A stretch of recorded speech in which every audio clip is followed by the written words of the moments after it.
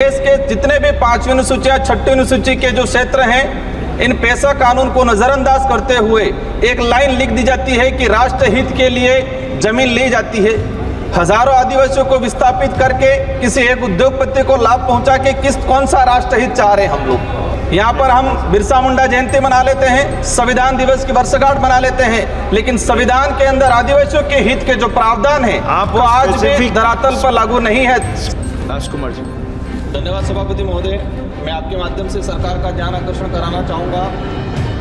आज हम आज़ादी का संविधान दिवस लागू होने का 75वां वर्षगांठ मना रहे हैं, लेकिन संविधान के अंदर आदिवासियों के संरक्षण एवं उनके हितों के लिए 5वीं अनुसूची का प्रावधान किया गया है, लेकिन इस 5वीं अनुसूची के प्रावधानों को आज तक धरातल पे लागू नहीं किया गया है। कोई भी सरकार रही हो, ये अनुसूची के प्रावधानों को लागू नहीं करना ये दर्शाता है कि सरकारों की मानसिकता आदिवासियों के लिए कैसी है।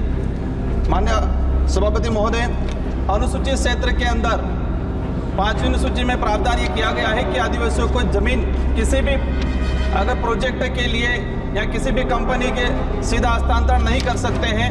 इसके लिए पेशा कानून लाया गया 1956 के अंदर। पेशा कानून में ये प्रावधान किया गया है कि कोई भी प्रोजेक्ट लगाने से पहले उस संबंधित ग्राम सभा से सहमति लेना चाहिए।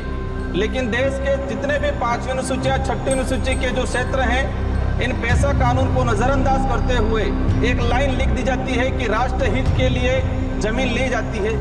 हजारों आदिवासियों को विस्थापित करके किसी एक उद्योगपति को लाभ पहुंचा के कौन सा राष्ट्र हित चाह रहे हैं हम लोग। सभापति महोदय, यहाँ पर हम बिरसा मुंडा जयंती मना लेते हैं, संविधान दिवस की वर्षगांठ मना लेते हैं, लेकिन संविधान के अंदर आदिवासियों के हित के जो प्रावधान है वो आज भी धरातल पर लागू नहीं है। सभापति महोदय, विषय आपका विषय मेरा यही विषय है कि वर्तमान में जो प्रोजेक्ट चलाए जा रहे हैं वो प्रोजेक्ट में जिस तरह से पैसा एक्ट की ग्राम सभा को नजरअंदाज किया जा रहा है आज अनुसूचित क्षेत्र के अंदर। सभापति महोदय, मैं एक ही बात लास्ट कहना चाहूंगा कि जो शेड्यूल एरिया के अंदर रिजर्वेशन पॉलिसी है, उस रिजर्वेशन पॉलिसी को हो गया समाप्त, आपका हो गया।